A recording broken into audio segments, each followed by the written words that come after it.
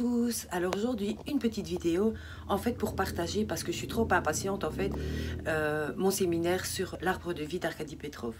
Tout a commencé il y a quelques mois où j'ai assisté à une conférence avec Arkady Petrov à Namur. J'ai décidé ça sur un coup de tête, ça faisait longtemps qu'on m'avait proposé cette conférence, mais c'est vrai que bon, dans les séminaires Grabovoi et tout ça, on nous laissait sous-entendre qu'il fallait pas aller, qu'ils connaissaient pas vraiment Grabovoi et tout ça.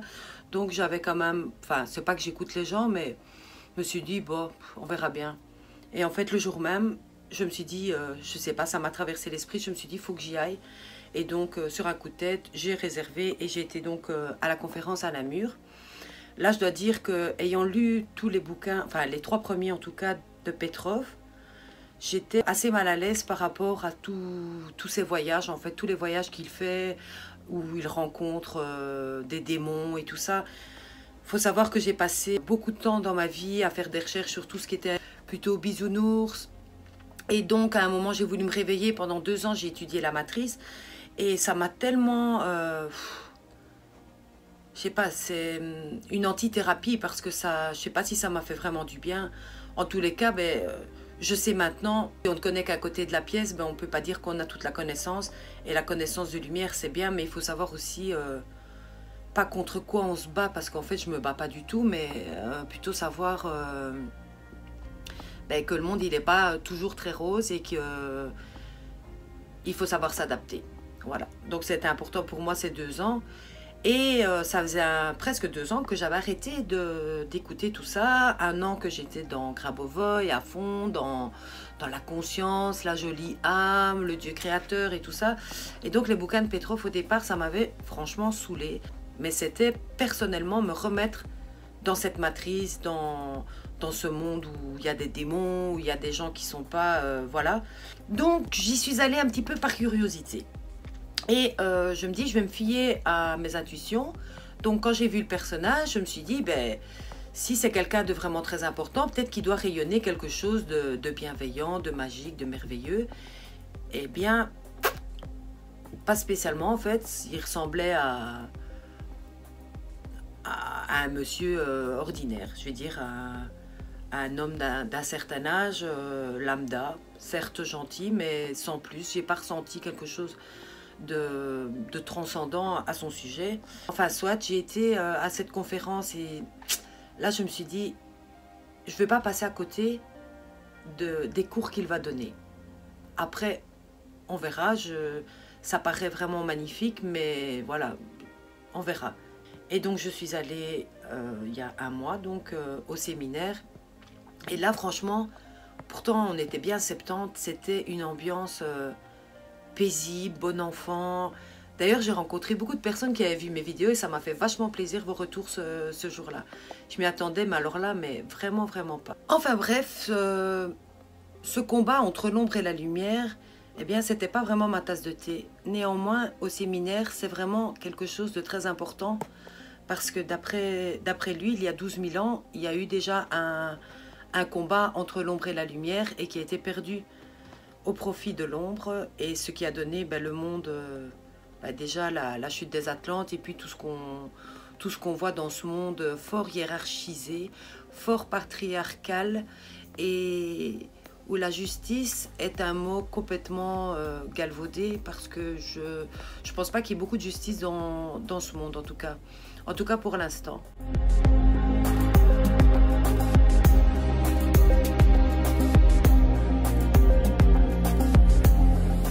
Alors ici, on peut voir donc le puzzle parfait qui mène à la vie éternelle. Vous voyez ici maintenant sur l'autre image, c'est un peu ce que l'on vit aujourd'hui, donc c'est tout des trous. En fait, c'est une perte de connaissance, si on peut dire, du chemin qui mène à cette vie éternelle. Et quand on traverse là où les vies, on tombe souvent dans les trous, représentés ici par les pièces manquantes. Depuis bien longtemps, nous avons perdu nos repères. Nous sommes un peu égarés et perdus dans cette montagne d'informations à laquelle nous ne réussissons pas à donner un sens. Et cela provoque des maladies, des accidents, bref, les bobos de la vie. Tout cela représente, en fait, une déviation de la norme parfaite du bonheur absolu. Mais dans les temps anciens, pourtant, on savait. il y avait de nombreuses connaissances qui étaient reléguées au plus grand nombre. Et on vivait heureux et en harmonie tous ensemble. Alors vous pouvez voir ici sur l'image donc un cercle qui correspond aux connaissances que peut avoir un humain. Et donc on voit dans un premier temps, donc c'est comme nous avons actuellement le plan transversal de la pensée linéaire dans le temps. Et dans les temps plus anciens, on avait un accès à la connaissance divine qui est donc comme une ligne verticale qui nous traverse de haut en bas. Et ensuite, cela donnait la perception d'un point central où se rejoignaient en nous toutes les connaissances ordinaires de la vie ainsi que les connaissances divines. On se prenait moins les pieds dans les trous du puzzle et on vivait en meilleure santé beaucoup plus longtemps, des centaines d'années. Les anciens avaient la connaissance de l'arbre de vie et la connexion à Dieu, au cosmos, à la nature, à tout. Mais pourquoi ça a changé? D'après Arkady Petrov, il y a 12 000 ans, un combat galactique entre l'ombre et la lumière a eu lieu. Avant, la Terre possédait 3 lunes. Et c'est sur les lunes, en fait, que se déroulaient les combats avec les reptiliens. Et malheureusement pour nous, ce sont les forces de l'ombre qui ont gagné face à la lumière. 2 de nos 3 lunes sont tombées sur la Terre dans ce combat et ont progressivement occulté notre liaison consciente au divin. Un voile de l'oubli s'est installé sur l'humanité. L'impact de la chute des 2 lunes s'est situé au niveau du cercle polaire et donc cela a provoqué les cataclysmes et tout s'est retrouvé sous l'eau en fait. Et on a retrouvé, si je ne me trompe, des fossiles d'animaux donc qui sont censés vivre sous la glace et qui en fait avaient à l'intérieur du corps de l'herbe. L'orbite de la Terre s'est modifiée et les énormes vagues qui ont été provoquées par ce cataclysme ont recouvert beaucoup de villes qu'on est seulement en train de retrouver maintenant enfouies sous terre. Et à cause de ça, tout l'apprentissage que les autres civilisations védiques, donc qui connaissaient Dieu, ont disparu. Et on s'est adapté au calendrier lunaire avec en fait tout ce que ça a d'obscur sur nos comportements et sur nos vies. En fait, les forces obscures se nourrissent de la souffrance et on ne peut pas dire que depuis un certain nombre de temps et même très long, eh bien, nos vies sont plutôt réglementées par la souffrance plutôt que la norme joyeuse du bonheur éternel. Notre connexion au divin a disparu. Il ne reste plus que la ligne transversale qui nous focalise juste sur la matière, la croyance en de faux dieux, tout le système hiérarchique basé sur la peur et l'obligation de croire les paroles de faux dieux sous peine de punition. Cela crée des gouvernances sous forme pyramidale. On perd ses repères personnels et se développe le phénomène que j'appelle le moutonisme.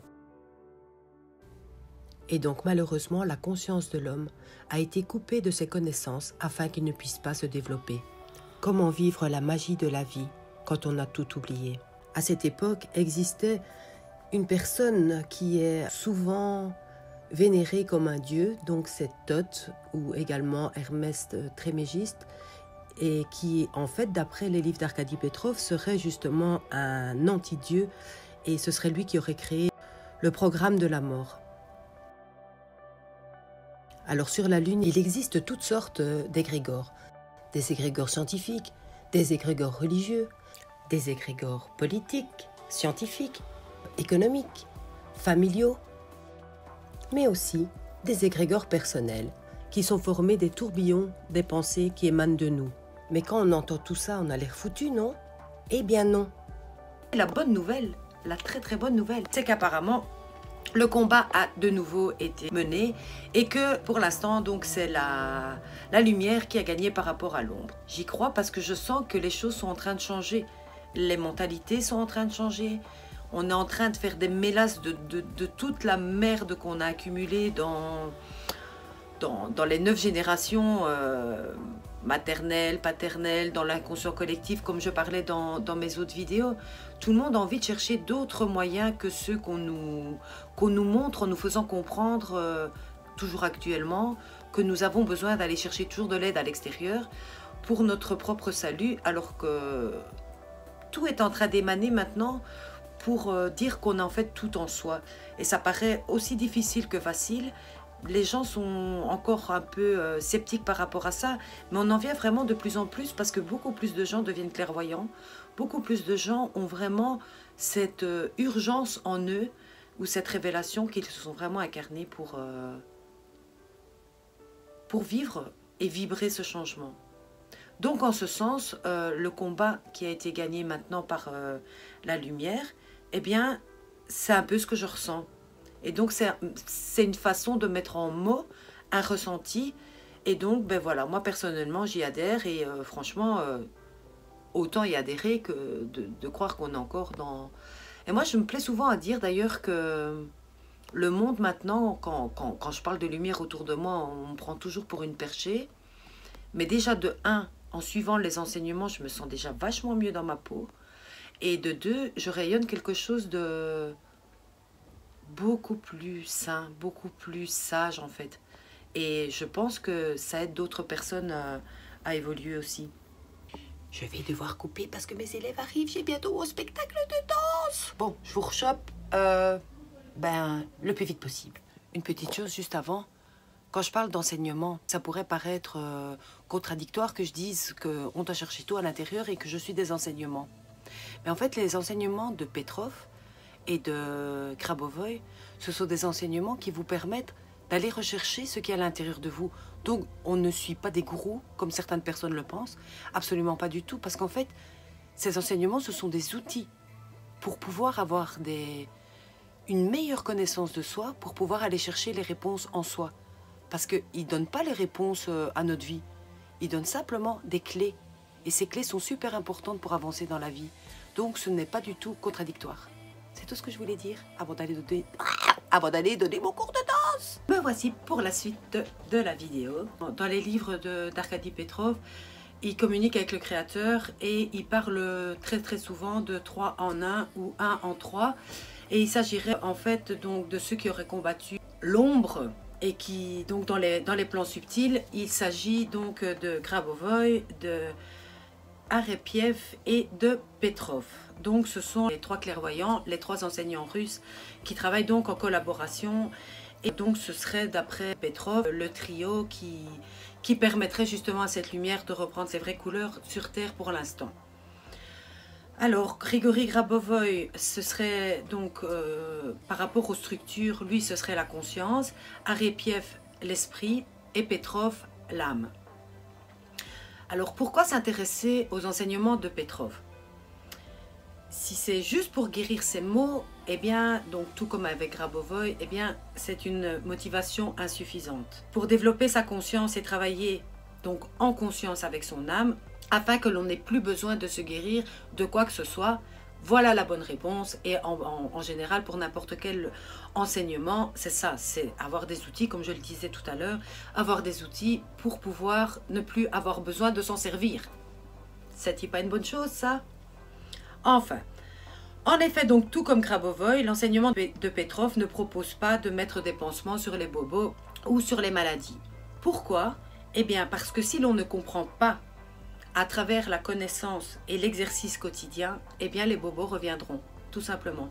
C'est ce à quoi servent les médicaments, non? Ils guérissent la matérialisation d'une maladie, mais ils n'empêchent nullement celle-ci de s'établir à nouveau dans notre corps physique. Donc c'est une chaîne sans fin, et tout le temps où je fais une séquence numérique pour me guérir, mais je ne comprends pas l'enseignement, eh bien de nouveau j'ai mal à la tête, de nouveau j'ai la grippe, de nouveau j'ai ceci, j'ai cela, parce que on s'en sert comme pansement. Et on ne comprend pas le message qu'il y a derrière, qui est lui beaucoup plus important pour se prémunir de toute maladie et de toutes circonstances défavorables dans notre vie. L'homme a le pouvoir de modifier toutes les informations de ses égrégores afin de pouvoir piloter sa réalité dénuée de toutes ces mauvaises vibrations. Alors l'enseignement sur l'arbre de vie, c'est une nouvelle connaissance sur l'enseignement de notre vraie nature, en lien avec les planètes et le cosmos. Je me rends compte vite au montage qu'en fait, il ne s'agit pas d'une nouvelle connaissance dans le sens que l'arbre de vie, Petrov ne l'a pas inventé. Il se l'est réapproprié parce qu'il en a reçu l'enseignement. C'est tout à fait différent. En retrouvant la vraie connexion divine offerte par Dieu et qui est pourtant inscrite dans notre âme. Et cela afin que chaque homme retrouve sa souveraineté d'homme potentiellement éternel. en se libérant de la conscience collective qui le condamne et auquel, ignorant, il participait avec ses fausses croyances sur la vie. Alors cet enseignement nous est de nouveau accessible grâce à la victoire de la lumière sur l'ombre. Alors cela est en train de se produire en ce moment, même si ça ne se voit pas, et rien ne pourra entraver ce réveil collectif. Ça prendra encore néanmoins quelques temps, parce que les vieilles croyances sont là, elles sont bien enracinées, elles ont la dent vachement dure, et bon nombre d'égos forgés par l'égoïsme, l'appât de richesse, la luxure, l'idolâtrie, etc., ne sont pas prêts d'ouvrir leur cœur. Tant que des valeurs basées sur l'extérieur seront primordiales, pour certains, la progression sera lente. Et on fait tous partie de cette conscience collective. On y ajoute toutes nos couleurs ou nos malheurs. Vous voyez ce que je veux dire? Donc on fait tous partie de cette conscience collective sans être forcément coupable, mais on donne plus qu'on ne le croit notre consentement à la perpétuation de ce système endémique. Endémique, pour ceux qui ne savent pas ce que c'est, ça veut dire qu'on va droit dans le mur. Voilà. Et donc, si on élargit notre conscience, un petit peu chaque jour, eh bien cela va permettre qu'elles reçoivent toutes les connaissances contenues dans l'âme. Donc elles y sont déjà, mais il manque la connexion en fait. Il n'y a pas le wifi qui passe de l'âme à la conscience. Et donc, ces erreurs de réseau, ça nous fait faire un peu n'importe quoi. Vous voyez ce que je veux dire?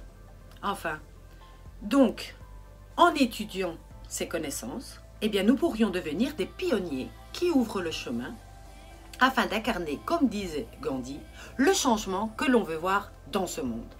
Si le wifi est rétabli donc entre l'âme et la conscience, eh bien alors on recevra la connaissance de manière claire et évidente, parce que ce n'est pas forcément toujours le cas, avouons-le. L'intellect perçoit les informations et l'âme la connaissance. Chacun de vous qui suivez ces vidéos, vous savez au fond de vous que ce sont nos pensées limitantes qui créent la prison dans laquelle on vit, car on a consenti à cette matrice. Vous savez l'engrenage infernal de l'enchaînement des pensées.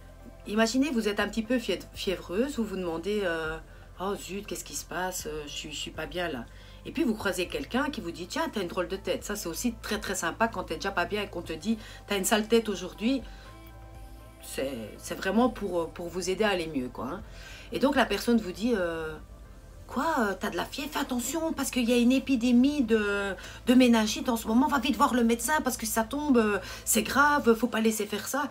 Et donc en fait vous sentiez peut-être un petit peu fiévreuse juste parce que vous avez trop chaud ou vous n'avez pas assez dormi. Et là tout d'un coup, vous avez la suspicion de peut-être avoir une méningite mortelle.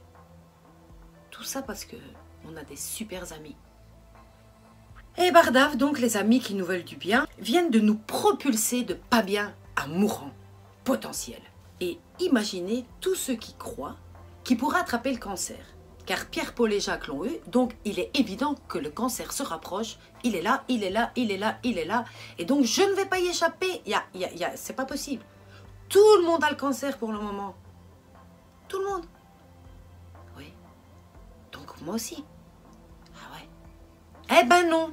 Il faut arrêter de penser comme ça. Il y en a qui l'ont, ok, mais vous ne l'avez pas. Et en ayant peur de l'avoir, vous risquez de l'avoir encore plus. Donc, get out.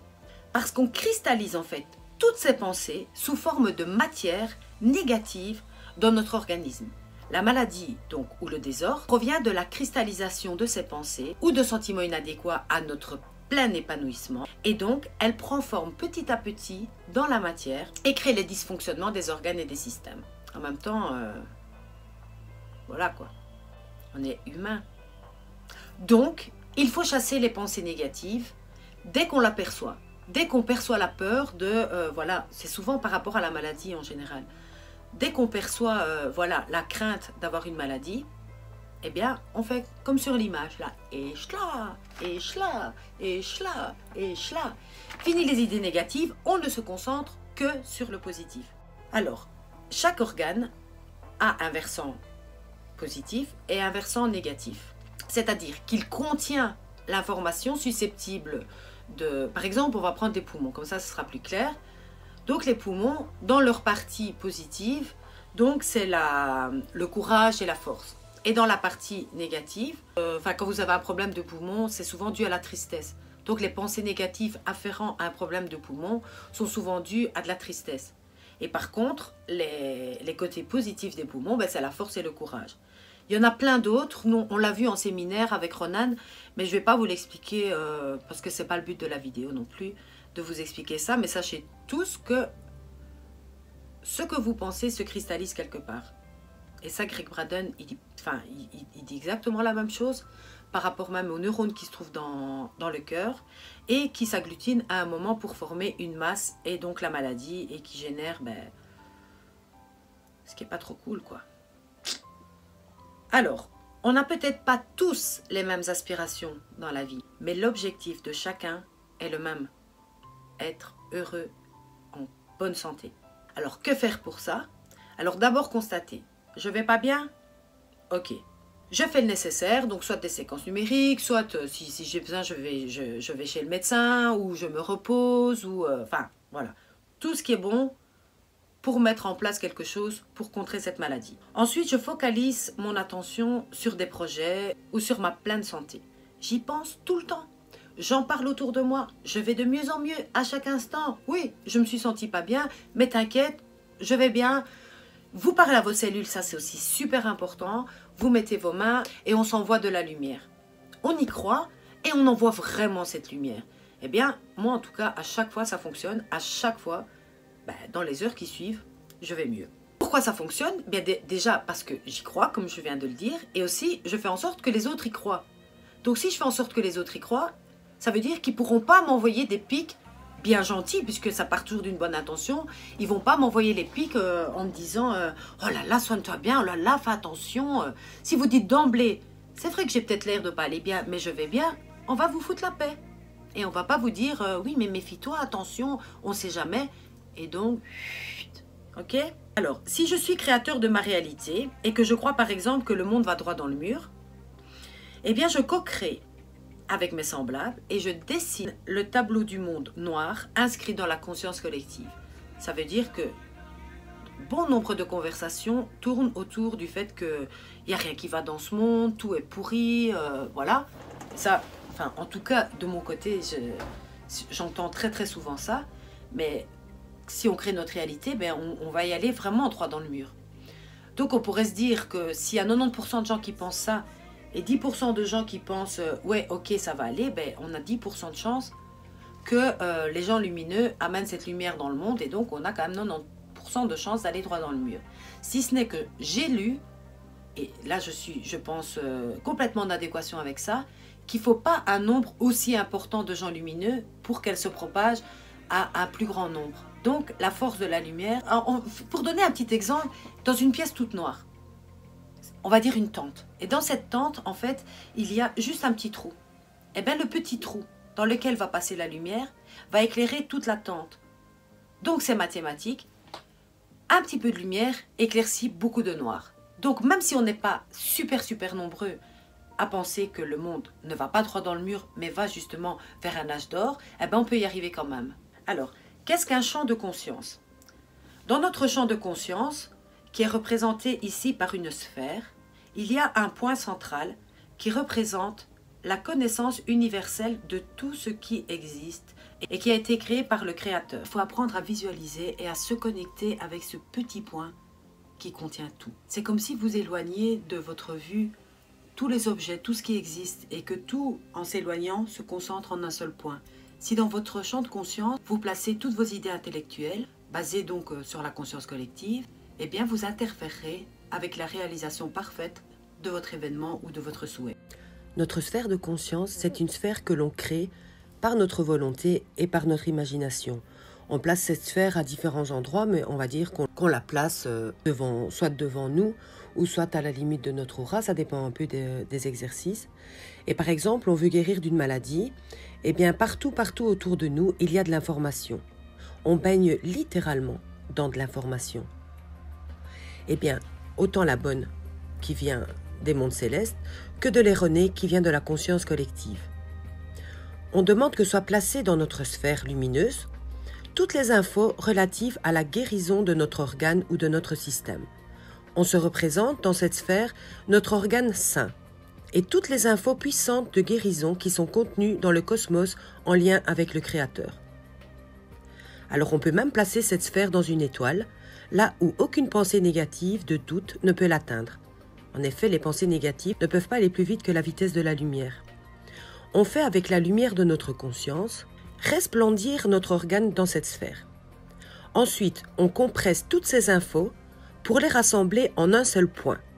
Ce point qui contient tout.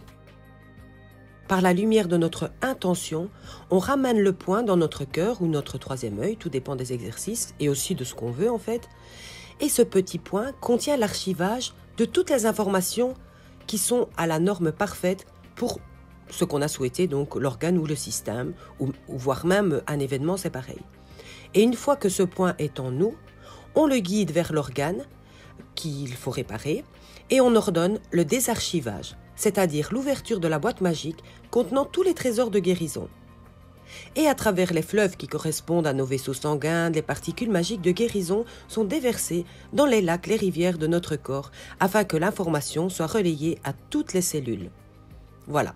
C'était un petit résumé en fait des technologies qu'on a vues en séminaire. Maintenant, c'est vraiment un tout petit condensé parce qu'il y a des techniques particulières pour plein de choses différentes et des trucs vraiment super. Mais Petrov, en fait, lui, quand il a guéri la première fois, il n'avait pas de technologie. Ce qui veut dire que la technologie, en fait, c'est un outil qu'on a en plus, mais rien ne nous empêche, donc, sur base des enseignements, de créer nos propres technologies, ce qui nous correspond le mieux, soit les mains, imaginer des mains de lumière, soit imaginer la sphère de telle ou telle couleur. Chacun est en fait libre de créer ses propres technologies, puisque il n'y a de plus grands maîtres que nous-mêmes. Et voilà. Alors, si vous faites partie, comme moi avant, de ces gens qui ne souhaitent pas participer à des séminaires parce qu'ils n'ont pas le temps ou que ça coûte beaucoup d'argent, eh bien, voilà ce que vous avez manqué. Alors, un enseignement en immersion de 3 ou 4 jours qui vous plonge littéralement dans une atmosphère particulière et qui permettent donc d'accéder à une certaine forme de connaissance et qui font vraiment bouger vos structures. Donc, par structure, j'entends l'âme, l'esprit et la conscience. C'est tout à fait différent que de regarder simplement des vidéos ou de lire des bouquins. Enfin, pour moi en tout cas. Vous prenez conscience lors de ces séminaires de votre âme, à travers les exercices que vous faites, de votre conscience, des liens qu'il y a entre les deux, même entre les trois avec l'esprit. Donc l'esprit, lui, c'est celui qui permet à l'âme de faire des actions. Et la conscience, en fait, c'est ce qui pilote. C'est ce qui pilote l'âme. Donc si vous avez toujours bien le wifi entre l'âme et la conscience, vous pouvez piloter avec votre conscience des trucs absolument géniaux. Et donc cela vous permet donc de bouger vos structures, de grandir spirituellement, de piloter donc sa réalité, de diminuer l'impact de nos doutes cartésiens. Alors lorsque vous êtes en séminaire, le point 2, c'est que lorsque vous ne comprenez pas quelque chose, vous avez des questions et le séminariste peut répondre et éclaircir ce que vous n'avez pas compris. Alors aussi en 3, je dirais l'effet de groupe. L'effet de groupe qui est vraiment très porteur. De belles amitiés peuvent naître et vous vous sentez moins seul parce que vous êtes en contact avec des gens qui ont le même souci que vous de vous connecter à votre vraie nature. Et cerise sur le gâteau, en tout cas pour ce séminaire-ci, on était dans un genre de vieux monastère.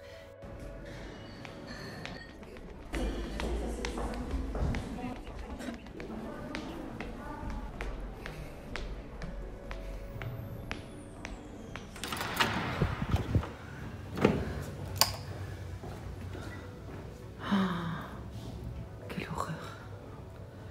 Quelle horreur. Ça, c'est franchement pas l'hôtel Ibis, hein. Eh ben, super. Et la bouffe sur place, franchement, comme j'ai dormi là cette fois-ci, était aussi austère que les lieux. Eh bien, j'ai perdu 3 kilos. Eh bien, c'est génial. À l'approche de mon spectacle de danse, je ne dis pas non. En direct de ma chambre dans le monastère où je mange des chips parce que la bouffe là franchement c'est cantine scolaire en pire. Mais hormis l'extérieur franchement, mais c'est un stage, un séminaire absolument merveilleux. J'apprends des trucs de ouf pour la santé, la guérison, l'ouverture de conscience. Je suis trop à ma place, c'est absolument Waouh, ça mérite un chips. Je vous aime. Alors il y a en point 4, il y a donc 2 enseignants, une donc Natalia sur la France, en tout cas de ce que je sais, et nous en Belgique donc on avait Ronan. C'est un peu le feu et l'eau, autant elle, parce que j'ai eu l'occasion d'écouter quelques audios, elle est vraiment très speed, un peu comme moi, et lui, Ronan, c'est l'eau, calme, limpide, un rêve. Ronan, il va plus dans le détail, du coup, ben, par rapport à la France, on a beaucoup moins vu de matière concernant l'arbre de vie même, mais eux, ils ont vu, je pense, 26 pilotages, je crois, ou 21 pilotages, donc les exercices, nous, on en a vu 6 ou 7. C'est pour vous dire qu'on ne va pas à la même vitesse, mais par contre, avec Ronan, il prenait vraiment son temps. On a fait de ces exercices de fou, c'était absolument génial. Des exercices pour nettoyer avec des boules de lumière, nettoyer tout le corps avec l'explication de tous les organes, quand la lumière passe, il expliquait vraiment avec beaucoup de précision ce que ça faisait de bien, il nous disait de répéter des phrases, c'était vraiment waouh, une fontaine de jouvence pour la santé du corps. En prenant conscience que nous sommes lumière, c'est vraiment ça qui apparaît dans ce séminaire, c'est que nous sommes lumière et que nous pouvons travailler avec la vitesse de la lumière et encore plus vite que la vitesse de la lumière. Et on travaille donc sur le plan subtil et on ramène la lumière en fait pour ramener à la norme en fait tous les événements et tout l'organisme. C'était vraiment extraordinaire. Chaque cellule de notre corps aussi est lumière. Il y a de la lumière en fait partout. Et donc on pilote avec cette lumière et avec une vitesse tellement rapide qu'en fait on peut transcender la matière. On apprend aussi à se faire confiance et à bien ressentir en fait les exercices afin que chaque homme puisse retrouver sa souveraineté d'homme potentiellement illimité et éternel. Alors on a vu aussi que dans le cas par exemple d'une maladie, il y avait donc une cellule leader que j'appelle moi une cellule ninja. Donc c'est une cellule qui est le cerveau en fait de la maladie et contre lequel la lumière de notre cellule leader à nous doit se connecter pour changer l'information de cette cellule ninja qui est la mauvaise cellule. Tous les coups sont permis en fait pour la cellule ninja. Elle est tellement intelligente qu'elle arrive à commander, à annihiler la volonté lumineuse qu'il peut y avoir dans chaque cellule saine. Elle les endort d'un coup, hop, hop, hop, hop, hop, hop, hop. Pour elle, il n'y a pas de souci. Donc nous, nos cellules gentilles, pleines de lumière et tout ça, ben, on a un petit peu plus de mal à lutter contre ça, surtout qu'on n'est pas au courant. Mais à partir du moment où on est au courant, eh bien à ce moment-là, on peut se connecter avec le Wi-Fi subtil afin d'annihiler l'information erronée qui se trouve dans la cellule ninja et afin de la faire revenir à des sentiments meilleurs, afin que notre santé n'en pâtisse pas et au contraire que nous puissions guérir. Par contre, on a vu quelque chose qui m'a vraiment heurtée parce que j'ai toujours cru qu'on pouvait aider tout le monde comme ça, voilà, j'ai l'intention d'aider quelqu'un, je fais du Reiki, je fais ceci, je fais cela et ça pose pas de problème. Eh bien non. Apparemment, si en conscience on essaie d'aider quelqu'un, donc avec la puissance de notre conscience, et qu'on s'attaque donc à la cellule ninja de la maladie, eh bien si l'intelligence de cette cellule ninja est plus forte que notre force à nous, eh bien on peut attraper la maladie si on veut aider quelqu'un. Donc ça laisse quand même un petit peu réfléchir. Donc le petit conseil, et je terminerai cette vidéo là-dessus, c'est que si vous voulez aider quelqu'un, évidemment en faisant une prière ou en ayant des bonnes intentions vis-à-vis d'elle, aucun souci, vous n'allez pas attraper sa maladie, je vous rassure. Mais néanmoins, si vous êtes guérisseur ou si vous êtes thérapeute et que vous voulez vraiment aider quelqu'un, soyez fort. Voilà. Eh bien, je vous fais plein de bisous. Je sais que la vidéo était un petit peu longue et que j'ai beaucoup blablaté, mais c'était une forme de causerie. Mais en même temps, c'est important que vous puissiez avoir aussi un avis d'une personne lambda sur ce séminaire et que ça vous incite à vous poser des questions. Et sachez qu'il y a encore des séminaires de base qui vont se donner actuellement donc en Belgique, je crois que c'est au mois de juin, et en France aussi. Vous pouvez vous renseigner en Belgique sur le site Son et Conscience. Et si jamais vous avez des questions, au pire, vous pouvez me le demander. Ou alors vous contactez Ishaya pour la France, mais même pour la Belgique en fait. Ouais, vous pouvez contacter Ishaya Amazan sur Facebook. Et elle pourra certainement vous guider pour savoir quand il y a de nouveau des séminaires de base. Voilà, j'en dis pas plus pour l'instant, mais je vous réserve une autre vidéo avec des exercices dans la mesure de ce que je peux divulguer parce qu'on risque des procès, ça faut le savoir aussi. On n'a pas le droit et je vous expliquerai pourquoi dans la vidéo prochaine de divulguer tous les exercices qu'on a vus et ce n'est pas mon but non plus et je ne veux pas avoir de procès non plus juste parce que je veux partager. Donc je le ferai intelligemment pour que vous puissiez avoir quand même les bases pour ceux qui vraiment ne peuvent pas se rendre à des séminaires. Voilà.